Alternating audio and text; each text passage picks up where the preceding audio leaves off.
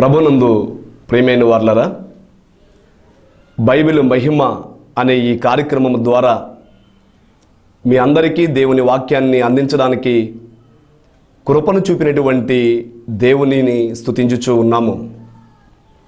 ఈ కార్యక్రమాన్ని మీరు వీక్షిస్తూ ఉన్నారు. మీ ఫోన్ కాల్స్ ద్వారా మీరు తెలియచేస్తూ ఉన్నటువంటి ఆత్మీయ ఆనందాన్ని బట్టి ప్రభుని స్తుతించుచూ ఉన్నాము. ప్రతి శనివారము 7 గంటలకు, సాయంకాలము 7 గంటలకు ఈ కార్యక్రమము ప్రసారము చేయబడుచు ఉన్నది. ఈ బైబిల్ మహిమ ద్వారా అనేక వర్తమానములను ప్రభు మీకు అందించుచూ ఉన్నారు. అలాగుననే మీ ఆత్మను బలపరిచే విధంగా ఈ వర్తమానములు ఉండాలని మేము ఆశిస్తూ ఉన్నాము. ప్రతి ఒక్కరూ ఈ వర్తమానములను మీరు శ్రద్ధాశక్తులతో ఆలకించవలెనని, ఈ వర్తమానముల ద్వారా మీ ఆత్మలు బలపరచబడవలెనని మేము కోరుకొనుచూ ఉన్నాం. అలాగుననే మీ ప్రార్థన అవసరతలు మీరు మాకు తెలియచేయండి. తప్పనిసరిగా మీ కొరకు ప్రభు సన్నిధిలో మేము ప్రార్థన చేస్తాము అని చెప్పి దేవుని సేవకునిగా మీ అందరికీ తెలియచేస్తూ ఉన్నాను. పరిశుద్ధ గ్రంథములో నుండి దేవుని వాక్యాన్ని చదువుకుందాం. మత్తయి వ్రాసినటువంటి సువార్త 7వ అధ్యాయము 21వ వచనాన్ని చదువుకుందాం. ప్రభువా ప్రభువా అని నన్ను పిలుచు ప్రతివాడును పరలోక రాజ్యములో ప్రవేశింపడు గాని పరలోకమందున్న నా తండ్రి చిత్త ప్రకారము చేయువాడే ప్రవేశించును. చిన్న ప్రార్థన చేద్దాం. మహాగణుడైయున్న తండ్రి, ఘనమైన మీ నామమును బట్టి మీకు అనేకమైన నమస్కారములు చెల్లించుచూ ఉన్నాము. మీరు మాకు అనుగ్రహించినటువంటి ఈ శ్రేష్టమైనటువంటి సమయమును బట్టి మీకు స్తుతులు. పరలోకపు తండ్రి, ఈ సమయమందు నిలువబడిన మీ దాసుని మీ ఆత్మతో అభిషేకించుమని ప్రార్థించుచూ ఉన్నాము. ప్రతి ఒక్కరి హృదయాన్ని తెరిచి ఈ వాక్యముతో ప్రతి ఒక్కరి హృదయాన్ని నింపుమని ప్రార్థించుచూ ఉన్నాము. మీరు మాట్లాడితేనే ఆశీర్వాదకరము, మీరు మాట్లాడితేనే ఉపయోగము, మీరు మాట్లాడితేనే బలము, మీరు మాట్లాడితేనే ఉజ్జీవము గనుక మీరే మాతో మాట్లాడి మహిమ పొందుమని గొప్ప బోధకులై ఉన్న యేసుక్రీస్తు వారి పరిశుద్ధ నామమున మిక్కిలి వినయముతో ప్రార్థించి వేడుకొనుచున్నాము పరమ తండ్రి, ఆమెన్. ప్రభునందు ప్రియమైన వార్లరా, ప్రభు అయిన యేసుక్రీస్తు వారి పరిశుద్ధ నామమున మీ ఎల్లరకు దైవాశీర్వాదములు కలుగునుగాక, ఆమెన్.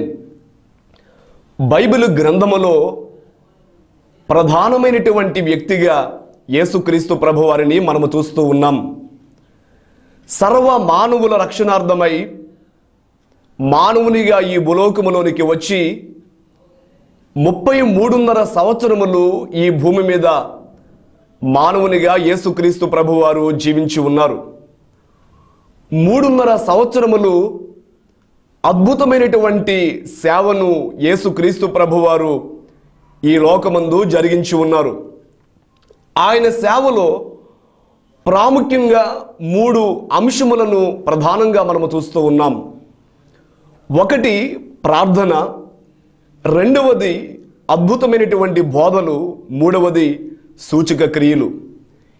ఈ యేసుక్రీస్తు ప్రభువారు జరిగించినటువంటి సేవలో ఈ మూడిటిని ప్రధానమైనవిగా మనము చూస్తూ ఉన్నాం. 3.5 సంవత్సరములు యేసుక్రీస్తు ప్రభువారు అద్భుతమైనటువంటి వర్తమానములను అందించి అనేకులను దేవుని రాజ్యమునకు సిద్ధపరిచిన వారుగా ఉన్నారు. యేసుక్రీస్తు ప్రభువారు మానవులైన వారు ఈ భూమి మీద ఎలాగున జీవించాలో ఆయన బోధించుచు, అంత మాత్రమే కాకుండా పరలోక సంబంధమైనటువంటి వర్తమానములను కూడా మనము ఏ విధంగా పరలోక రాజ్యములోనికి వెళ్ళాలో, పరలోక రాజ్యములోనికి మనము ప్రవేశించగలమో, పరలోక రాజ్యమునకు మనందరినీ సిద్ధపరిచే వర్తమానములను కూడా యేసుక్రీస్తు ప్రభువారు అందించి ఉన్నారు. ప్రియమైన వాళ్ళ యేసుక్రీస్తు ప్రభువారు ఆయన సంపూర్ణమైనటువంటి బోధకులుగా మనము చూస్తూ ఉన్నాం. కొన్ని విషయాలను మాత్రమే ఆయన తన బోధనలో ప్రస్తావించి మరికొన్నిటిని ఆయన విడిచిపెట్టలేదు. కానీ ప్రతి విషయమును ఆయన తన బోధనలో ప్రస్తావించి ప్రియమైన వాళ్ళరా, మానవులైన వారికి కావలసినటువంటి అనగా ఉభయ జీవితములకు కావలసినటువంటి సందేశములను ఆయన అందించారు. అనగా భూలోక సంబంధమైనటువంటి జీవితానికి కావలసినటువంటి బోధలు, అలాగునే పరలోక సంబంధమైనటువంటి జీవితానికి కావలసినటువంటి బోధలు యేసుక్రీస్తు ప్రభువారు బోధించారు. ప్రియమైన వాళ్ళ మత్తయి సువార్తలో 5వ అధ్యాయము, 6వ అధ్యాయము, 7వ అధ్యాయము, ఈ 3 అధ్యాయాలలో ఉన్నటువంటి విషయాలు ఆయన కొండ మీద బోధించినటువంటి బోధ అని మనమందరము ఎరిగిన వారమై ఉన్నాం.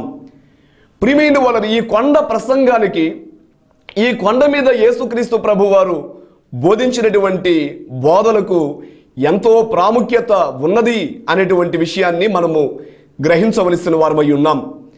ఈ కొండ మీద ఆయన బోధించుచు అనేకమైనటువంటి విషయాలను యేసుక్రీస్తు ప్రభువారు ప్రస్తావించి ఉన్నారు. చదువుకున్నటువంటి వాక్య భాగంలో మనము చూచినప్పుడు ప్రభువా ప్రభువా అని నన్ను పిలుచు ప్రతి వాడును పరలోక రాజ్యములో ప్రవేశింపడు గాని పరలోకమందున్న నా తండ్రి చిత్త ప్రకారము చేయువాడే ప్రవేశించును అని యేసుక్రీస్తు ప్రభువారు తెలియచేసినటువంటి మాటను ఈ వచనములో మనము చూస్తూ ఉన్నాము.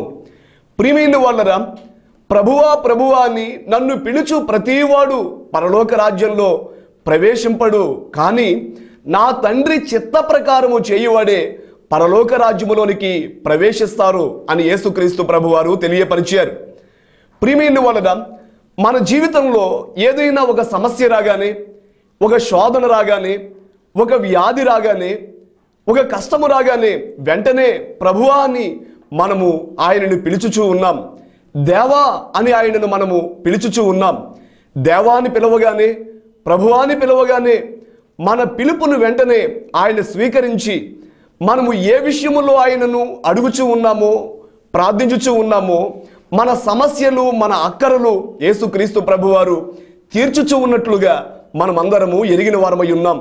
ప్రభువా ఈ సమస్యలో ఉన్నాను అనగానే ఆ సమస్యను పరిష్కరిస్తూ ఉన్నారు. అలాగునే ఈ వ్యాధిలో ఉన్నాను ప్రభువా అని ఆయనకు ప్రార్థన చేయగానే మన వ్యాధి బాధలను ఆయన తీసివేస్తూ మనకు సహాయం చేస్తూ ఉన్నారు. ఇలాగూ మన జీవితంలో ఏ కష్టము వచ్చినా, ఏ సమస్య వచ్చినా ప్రభువా ప్రభువా అని మనము ఆయనను పిలుచుచు ఆయన యొద్ద నుండి అనేకమైనటువంటి సహాయములను మనము పొందుచూ ఉన్నాం. ప్రభునందు ప్రియమైన వాళ్ళరా, అయితే ప్రభు అంటున్నారు, ప్రభువా ప్రభువా అని పిలుచు ప్రతివాడు పరలోక రాజ్యములో ప్రవేశించలేడు, కానీ నా తండ్రి చిత్త ప్రకారము చేయువాడే పరలోక రాజ్యంలో ప్రవేశిస్తాడు. ప్రియమైన వాళ్ళరా, ఈ వాక్యాన్ని వింటున్న వాళ్ళరా, మీ జీవితంలో యేసుక్రీస్తు ప్రభువారు ఎన్నో అద్భుతాలు చేసి ఉండవచ్చు. అలాగునే మీరు ప్రభువాని పిలవగానే ఆయన మీ పిలుపును స్వీకరించి ఆయన నామంలో మీరు చేయుచున్నటువంటి ప్రతి ప్రార్థనను ప్రభువు అంగీకరించి ఉండవచ్చు. ఈరోజు చాలామంది సాక్ష్యాలు చెబుతూ ఉంటారు. సాక్ష్యము చాలా ప్రాముఖ్యమైంది.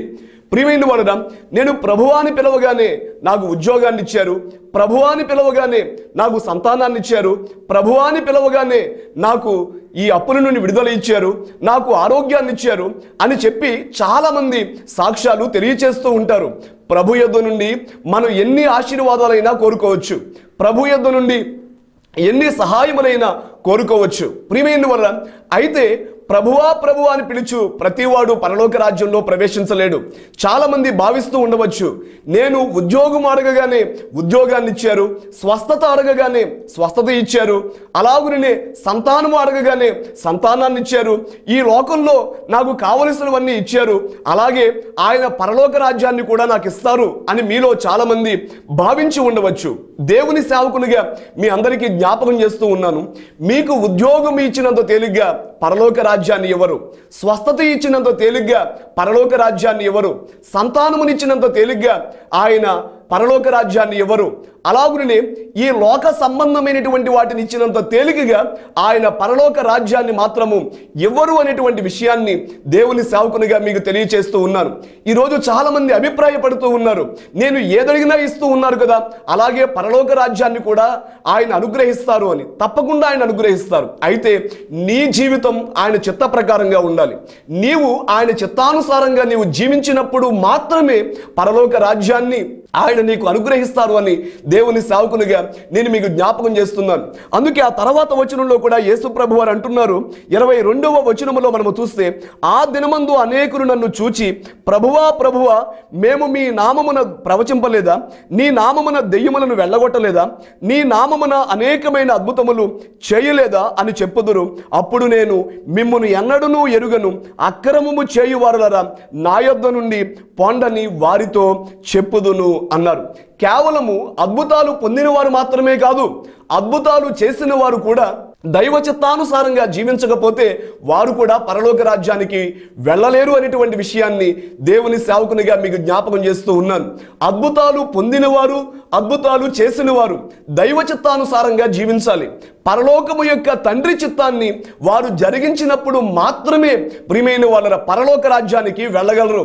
నేను చాలా స్వస్థత కార్యాలు చేశాను, చాలా అద్భుతమైనటువంటి కార్యాలు చేశాను, ఎన్నో ప్రవచనాలు ప్రవచించాను అని చెప్పినప్పుడు ప్రభు అంటారు, అక్రమము చేయువారులారా నా యొద్ద నుండి మీరు తొలగిపోండి అని ఆయన చెప్పినటువంటి వచనాన్ని ఈ వాక్యంలో మనం చూస్తూ ఉన్నాం. ప్రియమైన వాళ్ళు దయచేసి గమనించండి, మీ జీవితంలో మీరు ఎన్నో అద్భుతాలు పొంది ఉండవచ్చు. అలాగే ఈ వాక్యాన్ని వింటున్నటువంటి అనేక మంది దైవ సేవకులైన వారు కూడా ఎన్నో అద్భుతాలు మన జీవితంలో ప్రభు జరిగించి ఉండవచ్చు. మన ద్వారా ఎన్నో సూచక క్రియలు ప్రభు జరిగించి ఉండవచ్చు. కానీ ఆ అద్భుతాలు జరిగించినటువంటి దేవుని సేవకులు కానీ, అద్భుతాలు పొందినటువంటి విశ్వాసులు కానీ దైవ చిత్తానుసారంగా జీవించకపోతే పరలోక రాజ్యములోనికి వెళ్ళలేరు అనేటువంటి సత్యాన్ని మీ అందరికీ దేవుని సేవకునిగా తెలియచేస్తూ ఉన్నాను. ప్రియమైన వారు, యేసుక్రీస్తు ప్రభువారు కూడా ఈ భూమి మీద మానవునిగా జీవించినటువంటి కాలంలో ఆయన ఎలాగూ తండ్రి యొక్క చిత్తాన్ని జరిగించారో మనం చూస్తూ ఉన్నాం. యోహాను సువార్తలో 6వ అధ్యాయం 38వ వచనంలో, నా ఇష్టమును నెరవేర్చుకున్నటకు నేను రాలేదు, నన్ను పంపిన వాని చిత్తము నెరవేర్చుటకే పరలోకము నుండి దిగివచ్చితిని అని ప్రభు అన్నారు. 33.5 సంవత్సరములు మానవునిగా ఈ లోకములో జీవించినటువంటి యేసుక్రీస్తు ప్రభువారు ఎవరి చిత్తాన్ని జరిగించారు అంటే పరలోకపు తండ్రి యొక్క చిత్తాన్ని ఆయన తన జీవితంలో నెరవేర్చారు. అందుకే ఈ వచనంలో నా ఇష్టమును నెరవేర్చుకున్నటకు నేను రాలేదు, కానీ నా తండ్రి చిత్తమును నెరవేర్చడానికే నేను పరలోకము నుండి దిగివచ్చితిని అని ఆయన సెలవిచ్చారు. 33.5 సంవత్సరాలు పరలోకపు తండ్రి యొక్క చిత్తాన్ని ఆయన జరిగించినట్లుగా మనం అందరము చూస్తూ ఉన్నాం. అలాగునే యోహాను సువార్త 4వ అధ్యాయం 34వ వచనంలో యేసు తన శిష్యులైన వారిని చూచి, నన్ను పంపిన వాని చిత్తము నెరవేర్చుటయు ఆయన పని తుదముట్టించుటయు నాకు ఆహారమై ఉన్నది. 33.5 సంవత్సరములు తండ్రి చిత్తాన్ని జరిగించారు. ప్రియమైన వరం, ఈ సుకారు అనే గ్రామంలో బావి దగ్గర ప్రభువు కూర్చున్నారు. శిష్యులైన వారు ఆహారము తేవడానికి గ్రామంలోనికి వెళ్ళారు. వారు ఆహారము తెచ్చి ప్రభువా ఆహారము తినండి అంటే వారు ప్రభు అంటున్నారు, మీకు తెలియనటువంటి ఆహారం ఉంది, నా తండ్రి చిత్తమును నెరవేర్చడమే నాకు ఆహారమై ఉన్నది అని ప్రభు సెలవిచ్చారు. అలాగే గెత్సెమనే తోటలో చివరి రాత్రి ప్రార్థన చేస్తూ, తండ్రి నీ చిత్తమైతే ఈ గిన్నె నా యొద్ద నుండి తొలగించము అని చెప్పి ప్రార్థన చేసినటువంటి ప్రార్థన మనం అందరము ఎరిగిన వారమై ఉన్నాం.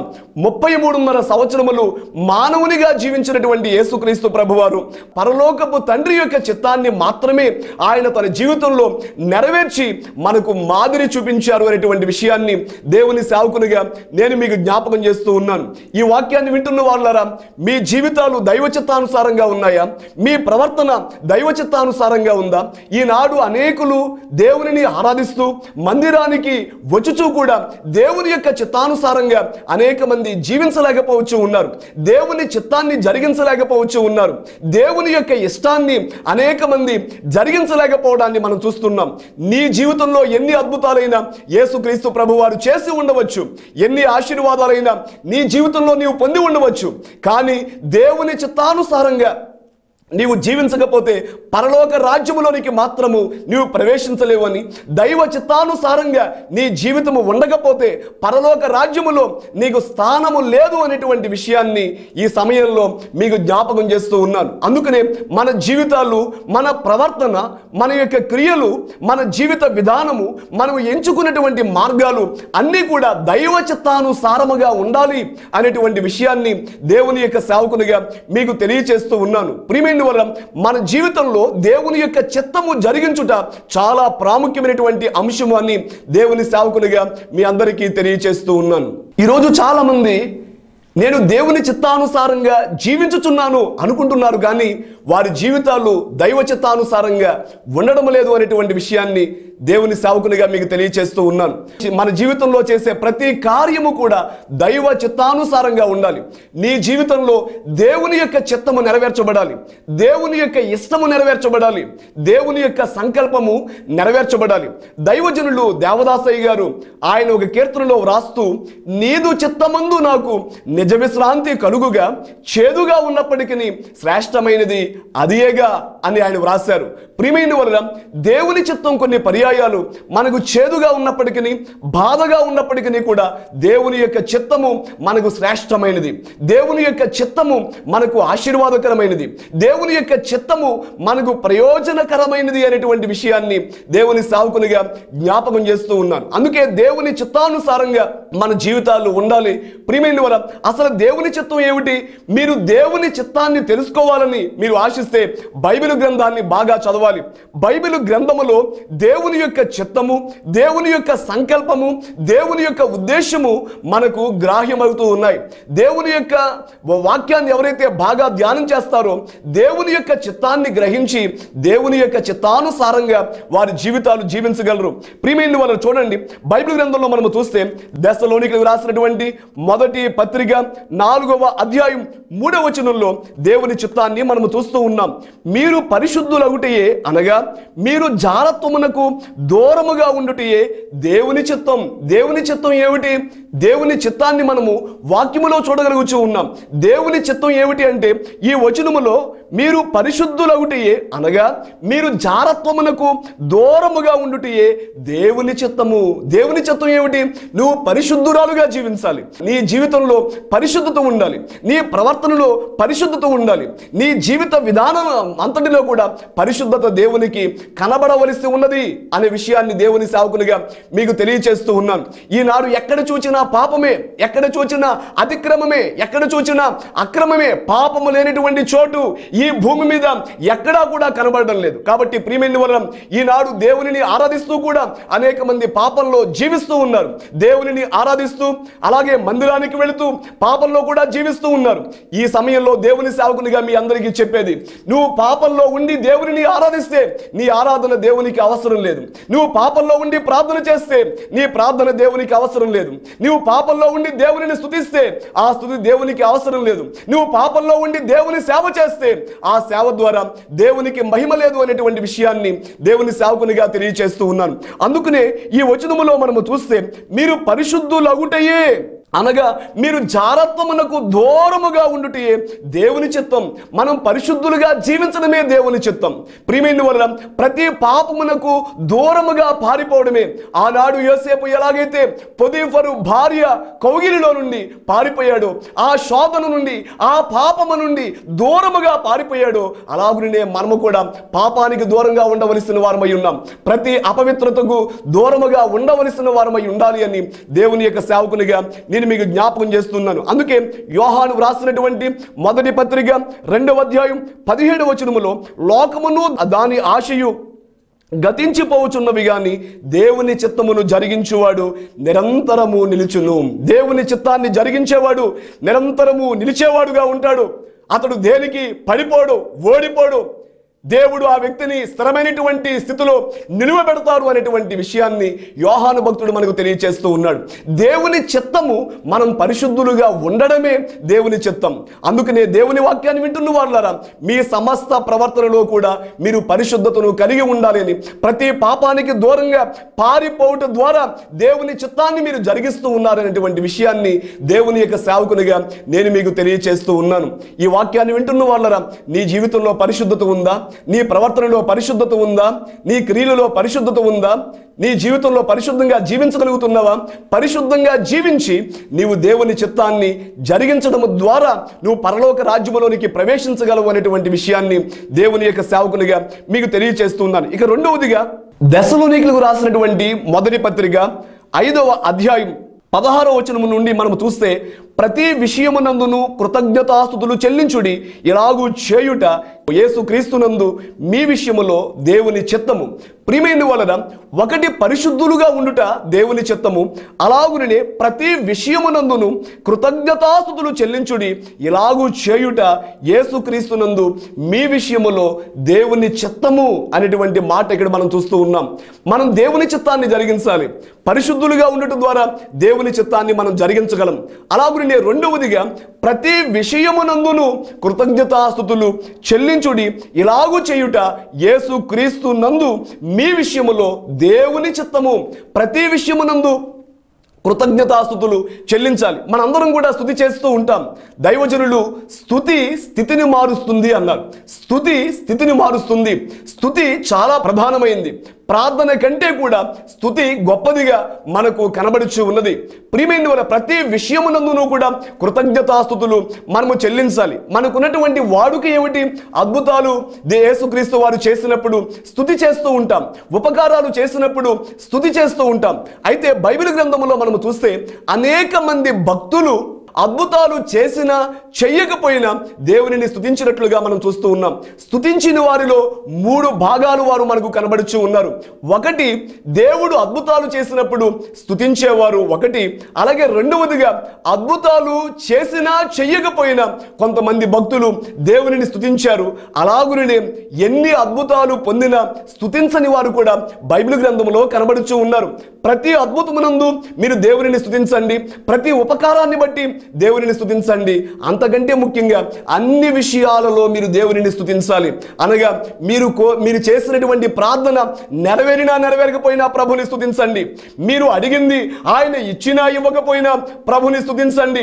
అలాగునే కలిమిలో దేవునిని స్తుతించండి, లేమిలో దేవునిని స్తుతించండి, సంతోషములో దేవునిని స్తుతించండి, దుఃఖములో దేవునిని స్తుతించండి. అన్ని పరిస్థితులలో కూడా దేవునిని మనము స్తుతించవలసిన వారమై ఉన్నాం. నీ జీవితంలో అద్భుతాలు చేసినప్పుడు మాత్రమే నువ్వు దేవునిని స్తుతించడం కాదు. అద్భుతాలు దేవుడు చెయ్యకపోయినా, అందుకే నేను చాలా పర్యాయాలు జ్ఞాపకం చేస్తూ ఉంటాను, దేవుడు ఎప్పుడూ దేవుడే. యేసుక్రీస్తు ప్రభు వారు ఎప్పుడూ దేవుడై ఉన్నారు. అద్భుతాలు చేస్తేనే దేవుడు కాదు, అద్భుతాలు చేయకపోయినా ఆయన దేవుడే, ఆశీర్వదించకపోయినా దేవుడే. ఆయన నీ ప్రార్థన కొన్ని పర్యాయాలు అంగీకరించకపోయినా ఆయన దేవుడే. ఎల్లప్పుడూ ఆయన దేవుడై ఉన్నారు కనుక ఎల్లప్పుడూ నువ్వు దేవునిని స్తుతించాలి. యోబు భక్తుడు ఎలాగైతే యెహోవా ఇచ్చెను, యెహోవా తీసుకొనిను, యెహోవా నామమునకే స్తుతి కలుగునుగాక అని చెప్పి యోబు భక్తుడు స్తుతించినటువంటి స్తుతిని మనమందరము ఎరిగిన వారమై ఉన్నాం. అలాగే శ్రమలలో కూడా మనము దేవునిని స్తుతించాలి, కష్టకాలములో కూడా దేవునిని స్తుతించాలి, వ్యాధి కాలంలో కూడా ప్రభుని మనము స్తుతించవలసి ఉన్నది. అద్భుతాలు చేసినప్పుడు మాత్రమే కాదు, ఎల్లప్పుడూ దేవునిని స్తుతించాలి అనేటువంటి విషయాన్ని దేవుని సేవకునిగా మీకు జ్ఞాపకం చేస్తున్నాను.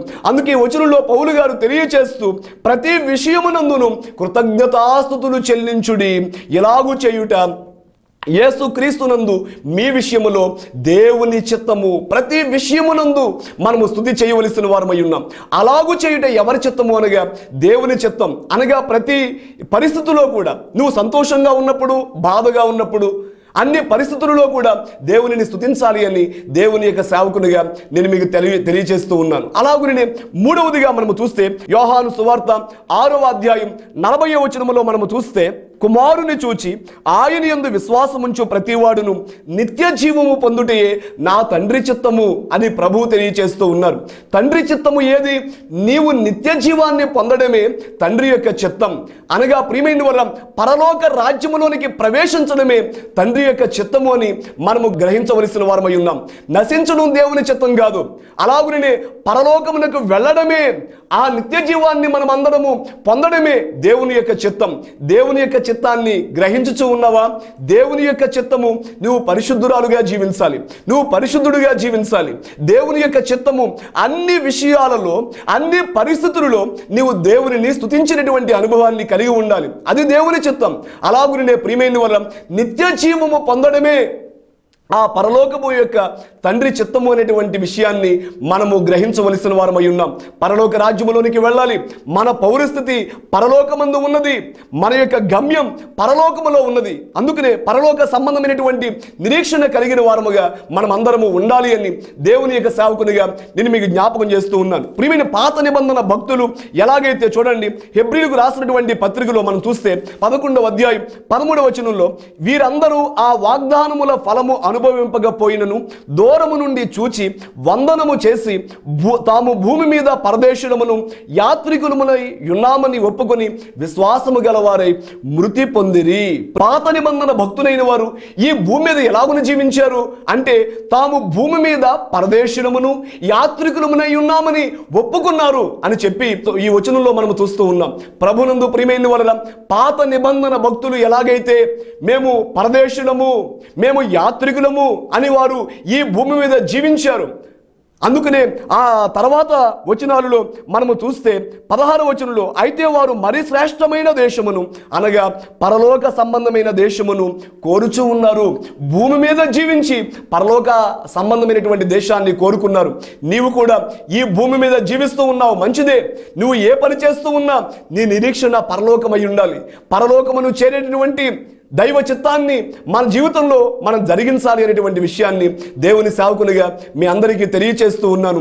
ఈ భూమి మీద ఎంతకాలము జీవించినప్పటికీ కూడా ఈ భూమి మనకు శాశ్వతము కాదు, ఈ లోకము మనకు శాశ్వతము కాదు, ఈ లోకములో ఉన్నవి శాశ్వతము కాదు, ఈ జీవితం శాశ్వతము కాదు. మనకి పరలోకమే నివాసము అనేటువంటి విషయాన్ని దేవుని సేవకునిగా మీకు తెలియచేస్తున్నాను. పరలోకమే మనకు నిత్య నివాసము. అందుకనే మీరందరూ పరలోక సంబంధమైనటువంటి జీవితానికి ఈ భూమి మీద ఉండగానే మీరు సిద్ధపడాలి అని దేవుని సేవకునిగా తెలియచేస్తూ ఉన్నాను. ఈరోజు చాలా మంది వారి దృష్టి భూ సంబంధమైన వాటి మీదే, వారి గురి భూ సంబంధమైన వాటి మీదే, వారి ప్రయాస భూ సంబంధమైన వాటి మీదే, వారి యొక్క క్రియలు భూ సంబంధమైనటువంటి వాటిని గూర్చి వారు జీవిస్తూ ఉన్నారు. కాబట్టి ప్రియమైన వలన మనమందరము కూడా తండ్రి చిత్తం ఏది అనగా మనమందరము నిత్య జీవము పొందడమే పరలోకము యొక్క తండ్రి యొక్క చిత్తం. అందుకనే మనందరము తండ్రి యొక్క చిత్తాన్ని జరిగిద్దాం. మరొకసారి మీకు జ్ఞాపకం చేస్తూ ఉన్నాను, ప్రభువా ప్రభువా అని పిలుచు ప్రతివాడు పరలోక రాజ్యంలో ప్రవేశించలేడు. తండ్రి యొక్క చిత్త ప్రకారము జీవించువాడే, చేయువాడే ఆ పరలోక రాజ్యంలోనికి ప్రవేశిస్తాడు. ఈ వాక్యాన్ని వింటున్న వారులారా, మీ జీవితంలో దేవుని చిత్తాన్ని జరిగిస్తూ ఉన్నారా? దేవుని చిత్తానికి వ్యతిరేకంగా జీవిస్తూ ఉన్నారా? ఆలోచన చేయండి. వాక్యానుసారంగా జీవించండి, దైవ చిత్తానుసారంగా జీవించండి, పరిశుద్ధులుగా జీవించండి. అన్ని పరిస్థితులలో దేవునిని స్తుతించినటువంటి అనుభవాన్ని కలిగి ఉండి దేవుని చిత్తాన్ని జరిగించండి. నిత్య జీవము పొందడమే తండ్రి యొక్క చిత్తము కనుక ఆ తండ్రి యొక్క చిత్తాన్ని తెలుసుకొని తండ్రి యొక్క చిత్తానికి అనుకూలంగా మన జీవితాలని జీవించాలి అని దేవుని సేవకునిగా ఈ వాక్యాన్ని మీకు తెలియచేస్తూ ఉన్నాను. దేవుడు ఈ మాటలను మీ హృదయంలో స్థిరపరచునుగాక. ఆమేన్. చిన్న ప్రార్థన చేద్దాం. పరలోకపు తండ్రి, మీరు అందించినటువంటి వర్తమానమును బట్టి మీకు అనేకమైన నమస్కారములు చెల్లించుచూ ఉన్నాం. దేవా, ఎందరూ ఈ వాక్యాన్ని విన్నారో ప్రతి ఒక్కరూ మీ చిత్తానుసారంగా జీవించి, మీ ఇష్టానుసారముగా జీవించి పరలోక రాజ్యములోనికి ప్రవేశించే భాగ్యము మాలో ప్రతి ఒక్కరికి అనుగ్రహించి మీరు మహిమ పొందుము. యేసు క్రీస్తు వారి పరిశుద్ధ నామమును వేడుకొనుచున్నాము పరమ తండ్రి. ఆమెన్. ప్రభు కృప మన ఎల్లరకు తోడయుండునుగాక. ఆమెన్. మరణాత.